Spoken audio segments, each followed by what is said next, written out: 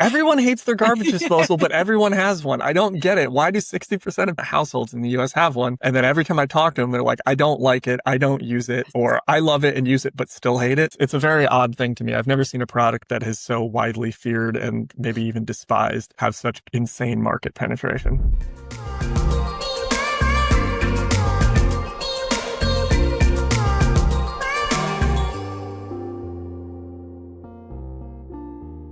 Hey, and welcome back to the Awakening Spaces podcast. Today, I sat down with Tim Ketchum of Composer, and he is the co-founder of Composer, which is a garbage disposal manufacturer that is reinventing the wheel when it comes to garbage disposals. I was very excited to have this conversation because I don't know about you, but I absolutely hate my garbage disposal. And after talking to Tim, he confirmed that I am not alone and pretty much everyone hates their garbage disposal. So what are we doing? We are using these every single day. And what Tim and his co-founder have really reinvented, they've solved a ton of different grievances that people have with their garbage disposal. And so in this episode, we talk a lot about what to do to maintain your existing garbage disposal, what you should and shouldn't be putting down it, how they are improving upon the traditional garbage disposal. And then we also go into how they started this business and what it takes to bring a product like this to the market, which I thought was really interesting because I have a lot of ideas about things that I want to change and bring to the market for our homes after doing this work. And it's been a conversation between me and a few colleagues for a really long time about like, what could we bring to the market that would just make people's lives better? But as Tim describes in this episode, it is no easy feat to do that. So I applaud him for taking the steps to bring this to life. And I think this is going to be something that I'm going to purchase for my own home, as well as probably recommend for all my clients because it's just better. I am really excited for you to listen to this, to learn more about this product. Without further ado, let's dive in. Well, welcome to the podcast, Tim. Hi, thank you. It's really good to be here. I would love for you to just start by sharing who you are and what you do.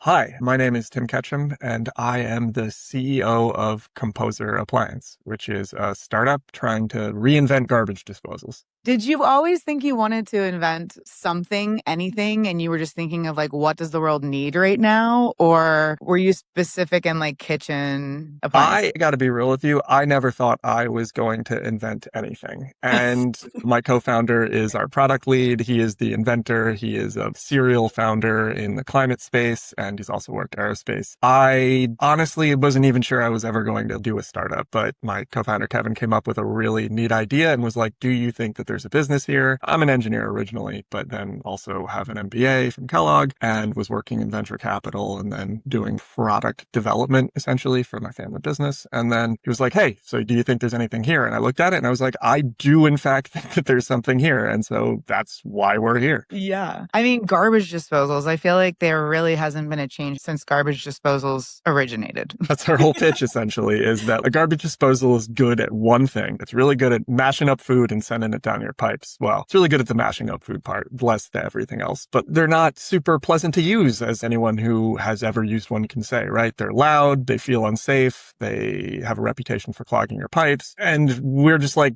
but why, right? Like there've been a ton of improvements in the kitchen space in general, and appliance space even beyond that, with like house heat pumps and stuff. Like everyone is taking all of these appliances and making them into something that is technologically more advanced and more pleasant to use. And no one has touched the garbage disposal. It's a very concentrated market with our competitors. There's only really 3 companies in the US that make them. The US is most of the market. We're like, oh, okay, we've used one. We know what's wrong with it. And we're pretty smart guys. I think we can try and come up with something and approach it from a design perspective rather than just, this is a thing that sits under your sink and you never think about ever again. Yeah. I don't know how much you know about my work, but my community is really, really focused on mold exposure, bacteria exposure, and most of my clients have gotten really, really sick from these different exposures. So I do want to like go into some of the nuances of that. But first and foremost, can you just break this down? You already mentioned a few things. What do you see as the biggest problem with traditional garbage disposals today? And what does the Composer do differently to improve upon those issues? Yeah.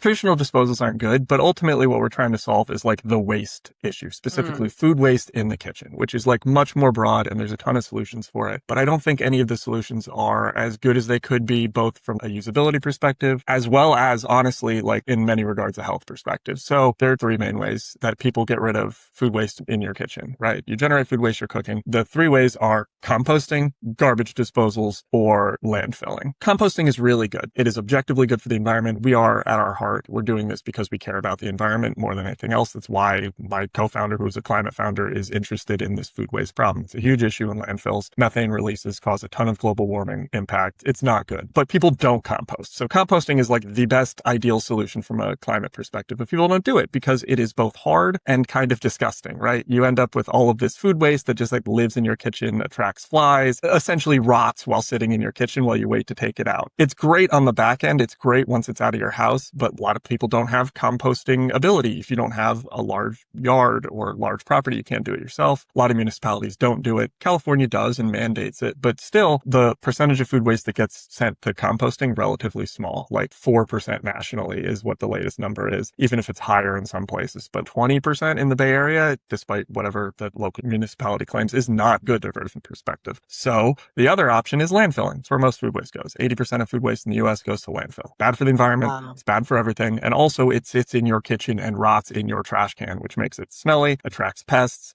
It's just not pleasant and also potentially unsafe in some regards if it goes too long. And then finally, there's garbage disposals, which are used. 15% of food waste goes down to garbage disposal, but 60% of American households have a garbage disposal. Why isn't that number much closer to 60%? And so that's when we're getting into like, well, why don't people use the garbage disposals that they already have? It's a complicated question. We've talked to a lot of people about it. We've used garbage disposals ourselves, and we think it boils down to a variety of things. There's not good education around garbage disposals. Everyone has their own. You can put eggshells. You cannot put eggshells. You definitely should put eggshells. Most people end up using it to like, oh, I've spilled something in the sink. I can wash it down and grind it up, rather than like a dedicated way to remove food waste. You have chicken scraps, they can go in there. If you have a powerful enough garbage disposal, you can put a whole T-bone steak down there. But people don't because they're afraid of clogging their pipes, which we've addressed. They're not pleasant to use, right? They're kind of disgusting in a different way from composting and trash, right? Like they have, most of them for residential use have a rubber gasket in there. So not only does that get disgusting and stay disgusting, basically impossible to clean without replacing it, which why would you want to do that? And then you have to like force food down with your hand through this rubber gasket, which is already, as we've discussed, disgusting. If you've seen Final Destination, there's just an entire scene where the entire bit of the scene is just like, oh, will they, won't they get your hand caught in a disposal? No one likes that. No one likes dropping things in a disposal and having to fish them out for that reason. There are all these issues that just like any single one of them is maybe overcomable from like a personal perspective, but everyone hates something different about their disposal. And so if you want everyone to use a garbage disposal to do this thing that's good for the environment, and I will stress, easier for you. I'm not asking someone to do more work for the environment because recent history has shown people won't do it. People are adverse to spending money for the environment and adverse to putting in more work for the environment. So all I'm doing is giving you a system that's even easier than throwing your food in the garbage, and then you'll help the environment as a side effect. So those are our main issues here. And then we just went through and we're like, great, we can solve that. We can solve that. We can solve that. They're also like not from a usability perspective so much, but they're super loud and the control system never made any sense to me, right? Mine have always been controlled. I live in apartments traditionally by a light switch on a wall for some reason that doesn't really make sense. And then when you actually fire it up, it's louder than your coffee grinder, which is already super annoying to use. I feel bad using mine after about 7 p.m. and stuff like that. And all of these can be solved with actually a few core changes. And so that's what we set out to do.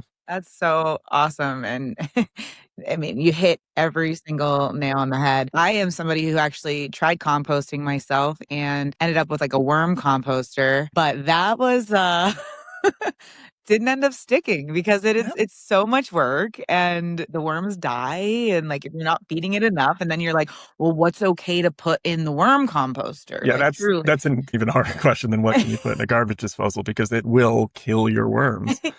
Yeah. Walk us through this new garbage disposal. Like, we know the problem. What kinds of things have you guys improved upon and what this thing does? Basically, we've kept the core garbage disposal the same. Turns out a garbage disposal is just a bunch of little hammers that spin around very fast and slam food into a grinding wall. That works really well. That is, design has not changed since the 30s, and that one has not changed for a reason. Garbage disposals, assuming you put a sufficiently powerful engine inside of them, they destroy food very effectively. So what we did was great. We need to build every everything else around it. So I hate the light switch, even an air switch in your sink, which is like the newer version of it. I just don't like from a usability perspective. It's kind of weird, and you just have this button that's sitting on your counter, and we need some mechanical leverage to do what I'm going to talk about next. So what we did was build a handle that sits on your sink. I know it's an ask for some people to put another thing next to their sink, but I think people really enjoy this. So there's a handle that controls a stainless steel metallic iris. The iris replaces that rubber gasket. So normally it sits partially open. If you go to our website, we got videos, we got everything. It's very beautifully designed, and it sits partially open, so it acts as a sink trap. So basically little food bits will flow down in there. Water will flow out of your sink normally, but if you drop a spoon, it's not going to fall into your disposal. If you drop a ring, it's not going to fall into your disposal. So hopefully you won't be fishing anything out. So that you have a normal sink trap, which is this metallic iris that we built. Then if you want to put food in, we want that to be easy. We don't want you to be stuffing it in there. We want you to just be able to drop large pieces of food in to make it as easy as possible. You lift up on our beautiful, well-designed, gorgeous handle, and then the iris opens completely. When the iris is open completely, food falls in, it's clean, it's not touching this gasket or touching our stuff, so that should stay as clean as possible. And then when you're ready to grind, you just then push down on our handle, which closes the iris completely. Normally, you have to run a sink with your garbage disposal, with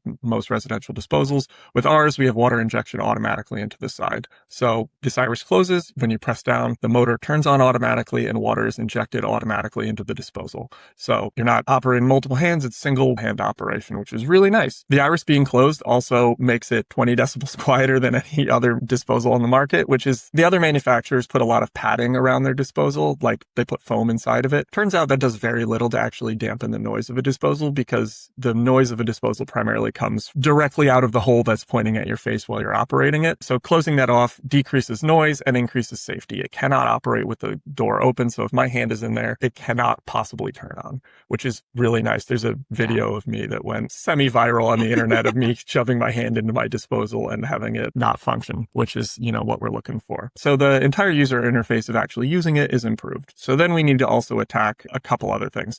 We're trying to not clog your pipes, right? Everyone has a horror story or has heard a horror story, or plumbers have heard a horror story or been there for most of them about how your disposal clogs. What we were thinking when we generated this idea is that your dishwasher sees a ton of food waste. By definition, it's what dishwashers do, same as your sink. But dishwashers have a tiny outlet pipe as a general rule, and they do not clog very often. Why is that? Dishwasher detergent is a bunch of enzymes that break down food. That's the entire purpose of it, right? That's why you put them in there, so they break down the food on your plates and your plates get clean.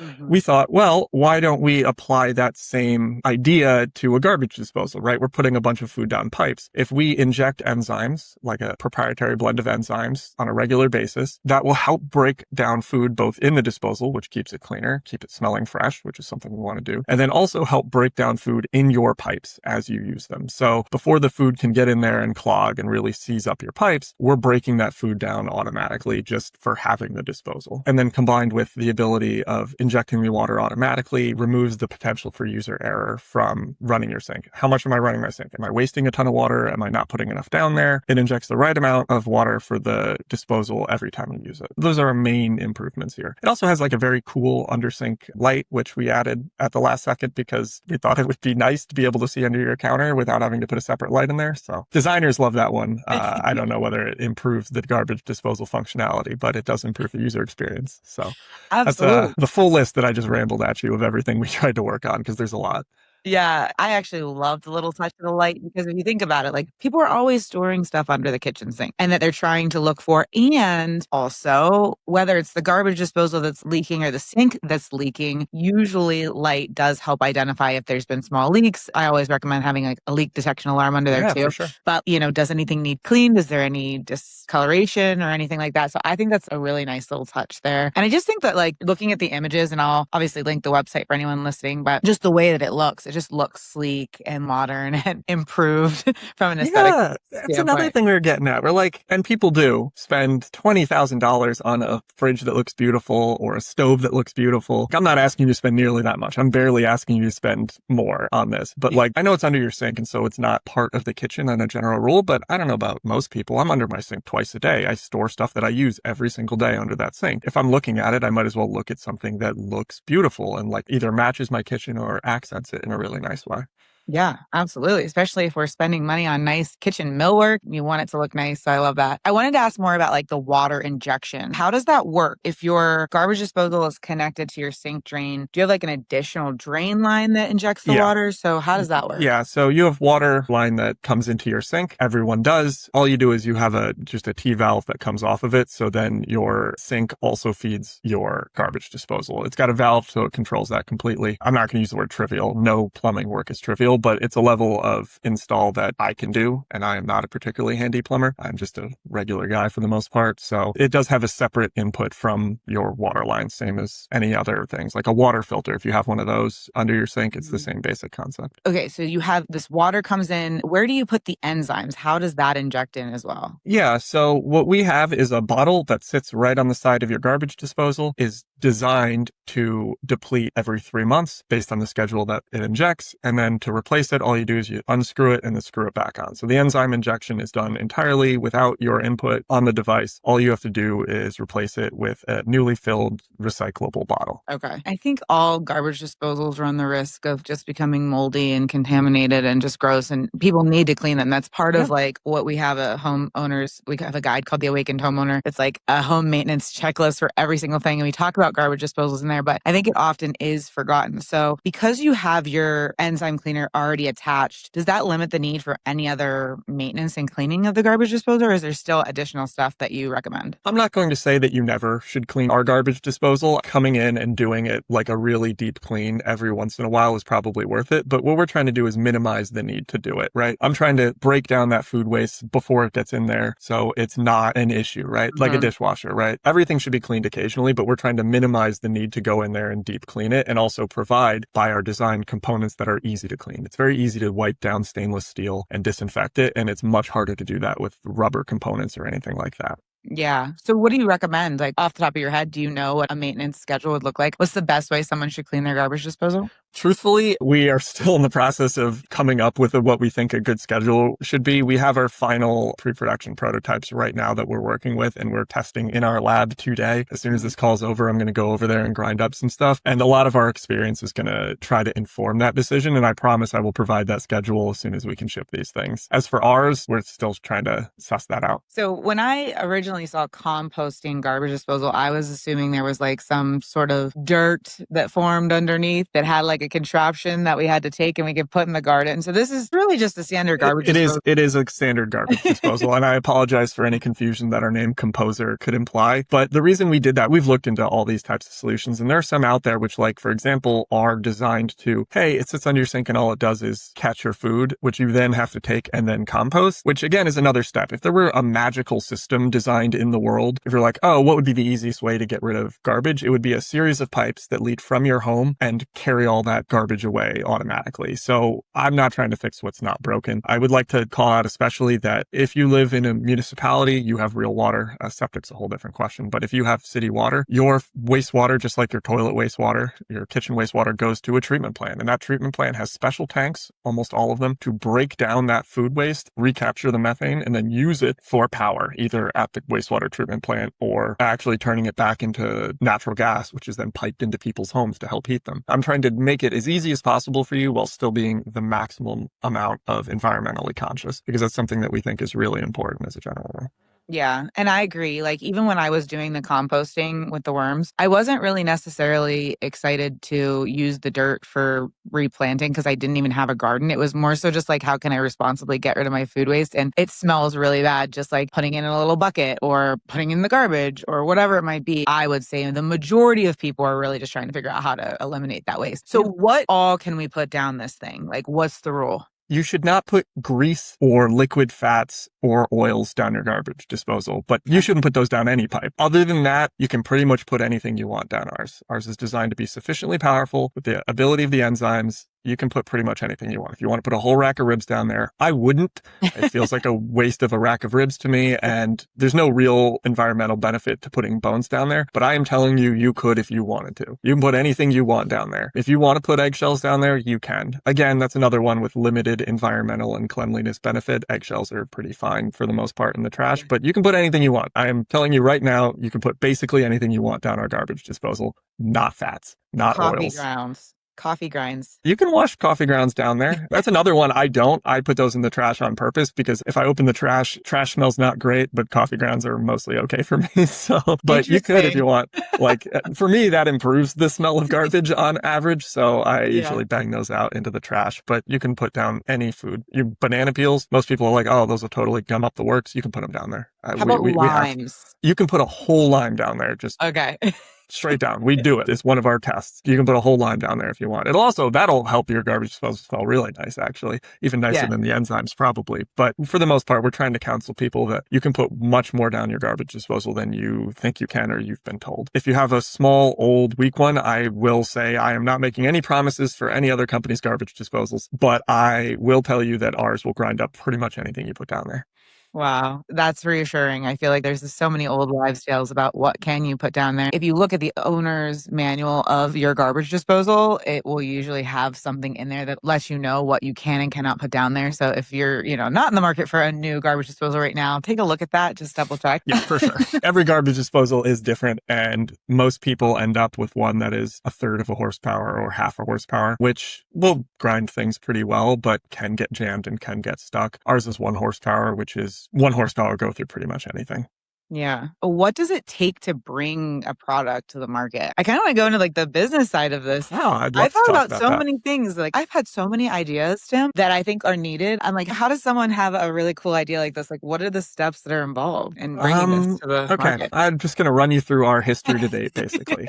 We've been around for about a year, but we've been tinkering with this idea a little longer than that. But we've been working on it full time for about a year. My co-founder had a garbage disposal. He hated it. He was like, I think I can do this better. And so what he did was rig one up. He took a regular disposal and then rigged up the iris and the control mechanism all around it as like a dry run. That was the first step, is just like coming up with like the most basic bare bones prototype that you can. And then what you do is you figure out whether that is actually something that people will buy. And then that's hard. That's really hard. You have to talk to so many people. Well, first we talk to everyone we know in our personal lives who has a garbage disposal. And we're like, what do you hate about it? Then when we had this prototype, we showed it to them and we're like, does this solve your problem? And the answers are mostly pretty good. We then went back and we revised and we added features and we changed the way the door works. And we did all of these things to sort of triangulate around the best version of the product. Then we ran some surveys to get some more information about the market and what that's looking for. That you can do yourself. I don't recommend it. There are a lot of good firms where if you can pay them a reasonable amount of money, they will run some excellent market research for you. Basically, the other thing here is bringing something to market is expensive. I will not lie to you. It requires a ton of money to do. We took angel investment to do it. I'm not saying you can't do it otherwise, but if you can get someone to invest in your company, you should do so. Obviously, terms and all that stuff is very complicated venture capital stuff, or can be. I worked in venture capital prior to this, so I have some background, which made it easier for me. If you are interested in raising venture capital, any listeners, and you are like, where do I start? Get in touch with me. I have a lot of experience in it and I will walk you through the process and help you out, truly. So we took some money to do that. We ran market research. We did all of that. And then we decided like, here are the core features that we wanted to add, right? The handle, the iris, the enzyme injection, the water injection. These are like the basics. We had other stuff that we were thinking about, but we're trying to really dial in what we think is, in startup parlance, a minimum viable product, right? What's the thing that we can do that is the most dialed in, that provides the most value for like, without becoming monstrously complicated and expensive.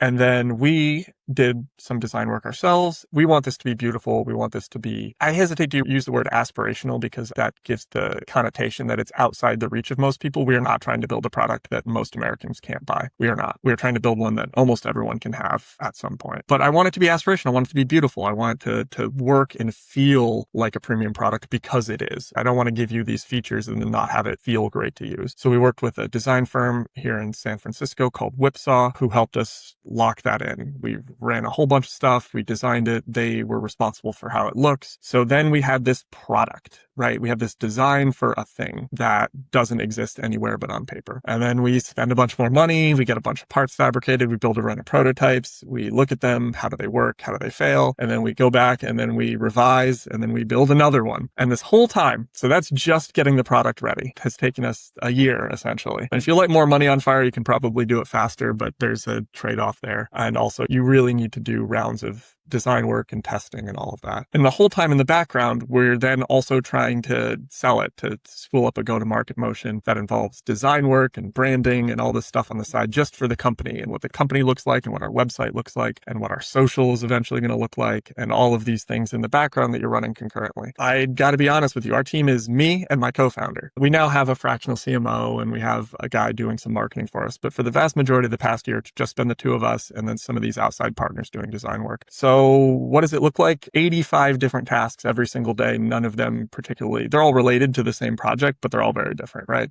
Yeah. Marketing and accounting and all of that. So yeah. What does it look like? A mess. It's a mess launching a hardware company. I mean, it's a mess launching any company, but I do think that the B2B SaaS guys maybe have it a little easier than someone trying to design a physical product that's going to sit in your home. Yeah. Wow. There's so much that goes into this. And I just want to say, like, congratulations.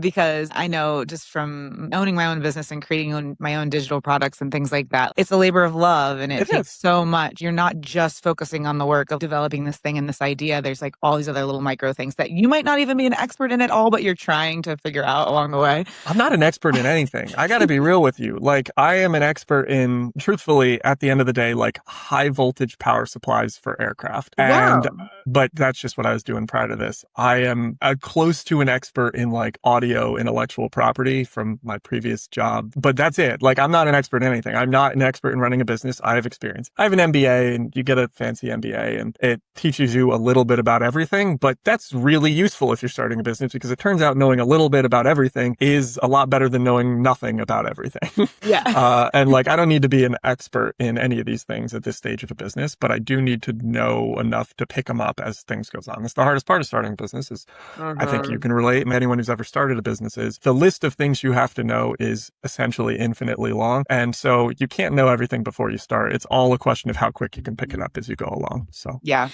I always say it's like good to know enough to know what you don't know. Exactly. So that you know who to bring in for whatever it is you're trying to figure out. So, wow, that's awesome. It sounds like your past though really does translate really well over to what you're doing though. Like there seems to be like some crossover with that. Do you feel? Yeah. The intellectual property stuff I'll say is extremely advantageous because ultimately with a hardware product, it's tough to build a moat that isn't originally based on intellectual property. At some point you can base your company around belief in the brand, right? People have really good associations with brands and that can help you maintain market share and do all this and all this other boring business stuff. But to like get there, you need a product that is defensible in some way. And so ours is intellectual property and most products on launch have some form of intellectual property preventing someone else from immediately undercutting you with a cheaper similar unit after you did all the work on it. And so that experience is really useful. And then product development, it was useful for me, obviously, even if aerospace is a little bit different than kitchen garbage disposals. But, you know, a lot of it carries over working with suppliers, working with manufacturers, all that kind of stuff. I have a very varied background. I have done about 6 different jobs and all of them have contributed in some way meaningfully to starting a business. Having that broad experience is sometimes frowned upon when people look at resumes. They're like, oh, you're not really focused. You're not really an expert. But in my experience, people who have done 10 different things are much more likely to be able to do the 11th than someone who's only done the first. Yeah. So what about moving forward? Do you guys have a big vision of what you might do? Is it just going to be garbage disposals or do you think you'll expand into other household gizmos and gadgets? We're going to be focused pretty narrowly on garbage disposals until we, I would say, conquer the market, but that's pretty grandiose, until we really have market traction and we're showing great results, which we can do. I think we're well positioned to do. After we launch, we're still probably not launching the actual product, like shipping it for another 6 months. So the next couple of years are going to be pretty dialed in on garbage disposals and growing that as a core business. After that, yeah, we have some other ideas, which I'm not going to talk about here because I don't want anyone stealing them. Exactly. But there are other appliances and other stuff in your home that we think fits in the same area as your under sink disposal. There's just stuff that has not really changed and not really improved. And we have some ideas on how we can use what we learned from building this disposal to then go in and attack those problems too. Yeah. Well, feel free to send me a survey because I have a lot I'll put you on the list for the next one. So tell me about the launch. I see you guys are on pre-order right now. How can somebody buy one of these and get one of these in their home? Yeah. So we're open for pre-orders now. We're spooling up our manufacturing in the next couple months. We're shooting for October, but obviously it's sort of up in the air. If I can do it sooner, I'll do it sooner, but depends also on the background stuff of running a venture-backed startup. So, but we're trying to ship them this year. Go on our website. Retail price is it's $5.99. But if you pre-order, you get $100 off and you get extra free enzymes. We're currently asking $25 down, rest due on shipment. And obviously that $25 deposit is refundable if, for example, we go out of business tomorrow. But I can promise you that's not going to happen. That's amazing. That's really like a competitive price. What about the enzymes? How much do those cost for somebody to maintain? So an annual, you said every 3 months, so they would need 4 rounds. We're still trying to dial that in. I'm not trying to make them incredibly expensive. I don't want you to pay $300 a year to run your garbage disposal. We're trying to target something like $15 every 3 months. Wow, that's awesome. Go on the website, put in a pre-order. Yeah, please. Will you have like a limited amount that you will release? Like, how does it work? Because since it's a startup and this is so new, like, so many available or? Yeah, there's unclear what exactly that limit is. I would say if you're in the first 1,000 pre-orders, you probably will get one in the first run guaranteed. As we get closer to this, I will make it very clear that, hey, we're running out of our first run and stuff like that. But yeah, there'll be a limited amount on the first run. We're probably only going to ship however many we have pre-orders for, or the first X. If we have a ton more pre-orders, then we're way over what we think we can produce based on our finances. But when we get paid for the first ones, we'll then ship you the second ones. So there'll be a limited supply in some regard. I don't have a hard limit right now today because a lot of that is due to what, not even like how much they cost, but what can our manufacturer produce and on what timeline. And we're still working to figure that out. Yeah. Well, very cool. I will definitely be getting one of these and trying it out. I'm really excited. I think it's really cool. And I hate my garbage disposal. So everyone hates their garbage disposal, but everyone has one. I don't get it. Why do 60% of the households in the US have one? And then every time I talk to them, they're like, I don't like it. I don't use it. Or I love it and use it, but still hate it. It's a very odd thing to me. I've never seen a product that is so widely feared and maybe even despised have such insane market penetration. It's just that gross rubber gasket that when you pull it out is like, I just cleaned this. Why is it already like white on the bottom? Yeah. It's disgusting. And then I think my mom, I don't even think hers comes out. Like the rubber gasket thing is just like falling out. Then there's things getting caught around. There's just so many things wrong with it. So I'm excited. I think that this is going to be really cool. I am curious about the extra handle, the extra hole. So if someone was installing this after the fact, they would just have to drill the hole through their countertop, or there's depends. There's multiple things. If you live in one of the jurisdictions in the fine United States of America that require an air gap, right, for your dishwasher connection and stuff, you already have a hole in your sink. If you have an air switch, you already have a hole there. It's designed, fits the same size hole, works great. Ours is an air gap for your dishwasher and for the garbage disposal, so it just replaces an air gap if you have one. If you do not have an air gap, if you have, for example, a soap dispenser or a water filter, it can go into one of those holes. Many kitchen setups have one of those already. If you're using it, then, or you don't have one, yes, you would need to put a hole in your kitchen counter, at least for now. We are in the background working on potentially some other control options for people who either are like very opposed to having a new handle or just don't want to put a hole in their kitchen countertop. And we'll have those available later this year in some capacity. But on launch, we think that this handle is like so pleasant to use that it would be kind of remiss of me to give you another way to control it that you won't like as much. Yeah. I mean, I think the handle option sounds great. I'm always like looking for where the light switch is. When I'm in a new place, I'm like, how do I turn the garbage disposal on? Like, where is it? You know, if it's just right there. Yeah, you have to reach over here for some reason.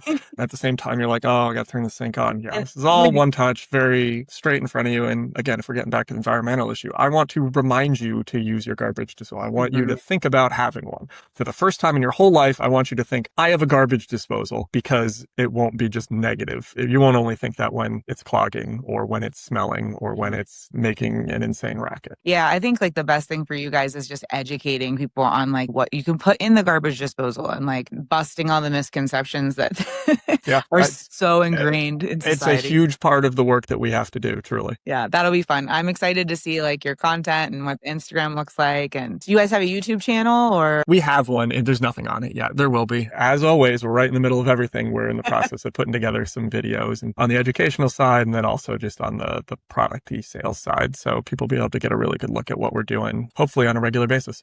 Yeah. Did you guys win something at KBIS or? We were nominated as a finalist at KBIS, but at NHS, we won a design award. Tell us about that. What was that about? It's the Manufacturer's Choice Award or Retailer's Choice, that one. Basically at NHS, which is a hardware show that exists in Las Vegas, people have a bunch of their products that are for sale and they're very broad-based. KBIS, which is another great show that we went to and we're a finalist at for how beautiful our product is very kitchen and bath focused, and NHS is much more broad-based. And so they have a judging panel and they looked at our thing and they're like, this seems great. They're like, it seems like something that is like attacking a hole in the market and also has been really thoughtfully designed, and at least the judges thought would sell well, and they're associated with organizations that sell product like ours. So I was pretty pleased about that one. Yeah. It's nice to get some, positive validation and some positive signals after you bang away on this project for 9 months. Yeah, absolutely. That's a huge accomplishment. And yeah, again, congratulations on this. I think this is going to be a huge hit. I mean, it's something that I'm going to recommend in all my clients' homes. And, I also have a lot of clients who are really sensitive to sounds and vibrations too. Like my clientele goes ultra deep into their sensitivity levels. So I think that having something like this is going to be really helpful. I mean, it's definitely the best thing available. So in my mind, there's no point in building a product which isn't the best thing in a given category, right? Yeah. That's what I set out to do. I want to provide something that people are going to use every day and enjoy every time they use. Yeah, absolutely. Well, this has been absolutely amazing. So I end all of my calls on a little bit of a different note, on a little bit of a personal note. This is the Awakening Spaces podcast. So we like to leave everyone with a little dose of wisdom. And I'm just curious, is there anything that you've worked through? It doesn't have to even be related to this business, but I mean, how has this changed you? How has this made you grow as a person? Like what types of things have you developed throughout this process? Is there anything that you can share with people as a takeaway? Yeah. Anything you've learned? I recognize that I was able to start this company because I have received a ton of very fancy education. I am connected to people who can help me and all of that thing. So like I am in a very privileged position where I was able to start a business without it completely destroying my life. That said, starting a business, like the thing I've learned from it, the thing that I've really taken from it is that like you can do it. You can just do things in your life. Starting a business is super scary. It's not the only scary thing in your life. There are a lot of things that are scary in your life. But for me, it's a question of just like, I thought I wasn't going to be able to do this. I literally agreed to start this company and I was like, it's going to be a disaster. It's going to be the hardest thing I've ever done. I will fail at it. And it has been the hardest thing I've ever done, but I haven't failed at it yet. And it's been also incredibly rewarding, truly incredibly rewarding. And it's been stressful and bad and incredible. So what it's taught me, the way I've changed is just like, I have become confident in my ability to rise to the challenge. And I don't think that's unique to me. People can rise to the challenge, that sometimes doing the scary thing is the best possible thing you can do. That's maybe a little trite. I'm not the first person to ever think it up, but I do think that it's true. So get out there. And if you can find someone to fund your idea, great. And if you can't, well, refine your pitch and then someone will give you money to do it. There's a lot of money floating around out there. And if you have a dream and you have an idea and it's a good one, then get out there and do it, because who else will? Yeah, absolutely. I love that. And I feel like if you're not scared of something on a semi-regular basis, you're not really getting your edge. The only way to grow is to like go through it and to kind of like do the scary thing, because I feel like on the other side, you end up realizing what you're made of. And it's also how we learn, right? If I did this, I could do the same job forever and get a promotion and do this and then manage people doing the same job. But if I'm not out there learning something new every day, I'm kind of bored. And I think that if you're not doing something that you're uncomfortable with, you are not learning. So absolutely. I love it, Tim. Thank you so much. Thank you so much for joining me. I would love to know, where can people find you? How can they get a hold of you if they want to? And I'll share all of your links and stuff on the back end. So anyone listening, I'll send the website and whatnot and how you can do a pre-order if you're interested. But what other like social content links or whatever do you have? We're on our website. It's composer.me. We have an Instagram and a TikTok, which are Composer Appliance. There'll be links. If you want to see the video that went semi-viral of me actually using the product, you can check us out on a very nice man who runs an account called BYO Tools on Instagram and TikTok. They're great. He's also got a YouTube. There's a video of us on all these. Highly recommend checking that out. If you want to get in touch with me personally because you think this idea is stupid and you want to yell at me, there's an email address on our website. You can send it there. It comes direct to me. So awesome. Well, thank you so much, Tim. I really appreciate you coming on. Thank you. I really appreciate you having me. Thanks so much for tuning in to the Awakening Spaces podcast. If you're ready to take what you've learned and start applying it to your own home, then there's a few ways that we can support you. On our website, you can find a collection of free and paid guides and courses that will walk you through everything from designing a healthy home to choosing safe materials and reducing mold, chemical, and EMF exposure. And if you're looking for more personalized guidance, then we also offer one-on-one consulting and design support, where we act as your owner's representative to help you plan, manage, and execute your new build or renovation project with confidence. You can explore all of these offerings on our website at awakeningspaces.com. And if this podcast has helped you in any way, we would be so incredibly grateful if you would like, subscribe, and share this podcast so that it can reach more people. Until next time, thank you so much for listening and being here and stepping into what it means to be an awakened homeowner.